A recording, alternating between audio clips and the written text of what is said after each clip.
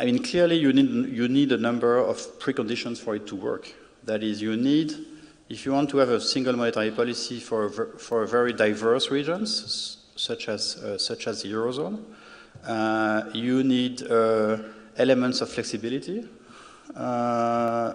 in markets, labor market flexibility, capital market flexibility, so that you have the right adjustment mechanisms in the economy, right? So that's, I mean, I'm really doing optimal currency areas 101, so sorry for that, but you need flexibility in the economy, you need fiscal policies that can deliver adjustment at the national level, and this we haven't seen so much. We've seen fiscal policies being quite procyclical actually in countries, and fiscal buffers not being built to the extent that would allow fiscal policy to be effective. And sorry to kind of move away from your question, but I think that's the core reason why we have fiscal rules, and the core reason why at the ECB we've been supportive of the Stability Pact and fiscal rules, is that we do believe in fiscal policy, in the usefulness of fiscal policy. If you want fiscal policy to be useful at the national level, you need fiscal buffers. You need to be able to use fiscal policy when you need it. And when your public debt is already very high before the negative shock hits the economy, then you're not in a position to use fiscal policy. It's too late. So that's why countries need to build fiscal buffers if they want to be able to use fiscal policy. And it's an essential part of the functioning of a monetary union. And then you need some amount of convergence. I mean, you need countries not to differ too much.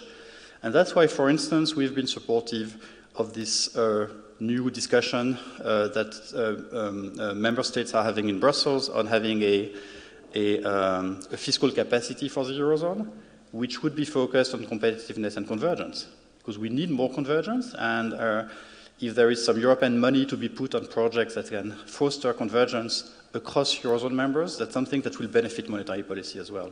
So these are the preconditions. And then, finally, monetary policy is single. The instruments are the same for all countries, obviously. We don't do differentiated monetary policy. But the impact of the instruments can differ across countries. So if you take some of the instruments that we've created in the crisis, take the long-term refinancing operations, LTROs, or the targeted long-term refinancing operations, TLTROs as we call them. These are instruments which are the same for everyone. Any bank can access under the veil of ignorance, if you want to put it like that.